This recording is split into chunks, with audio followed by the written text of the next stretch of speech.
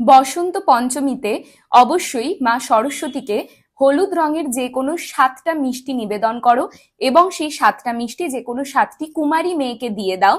এতে বসন্ত পঞ্চমীতে মা সরস্বতীর সঙ্গে মা লক্ষ্মীর আশীর্বাদও কিন্তু তোমরা প্রাপ্ত করবে।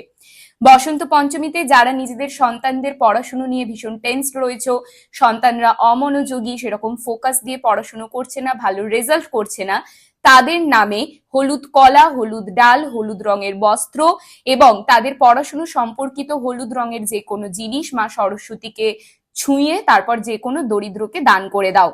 বসন্ত পঞ্চমীতে হলুদ রঙের বস্ত্র অবশ্যই পরিধান করা উচিত। এতে যাদের মেমোরি রিলেটেড বা স্মৃতিশক্তি রিলেটেড প্রবলেম আছে সেটা কিন্তু দূর হয়ে যায়। এই দিন কামদেব এবং রতির পুজোও আমরা করে থাকি। তাই যারা দাম্পত্য জীবনে অসুবিধে ভুগছো বা ম্যারিড লাইফে খুশি আনতে চাইছো, স্টেবল ম্যারিড লাইফ চাইছো, তারা এই দিন অল্প দুধের মধ্যে হলুদ গুঁড়ো মিশিয়ে প্রথমে মা সরস্বতীর পায়ে ছুঁয়ে সেটি অল্প নিজের গায়ে একটু লাগিয়ে নেবে। এতে ম্যারিড লাইফে কিন্তু তোমাদের যা প্রবলেম আছে সেগুলো আস্তে আস্তে কিন্তু দূর হয়ে যাবে।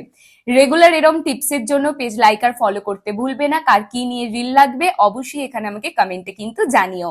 ভালো করে সরস্বতী পুজো করো। টাটা।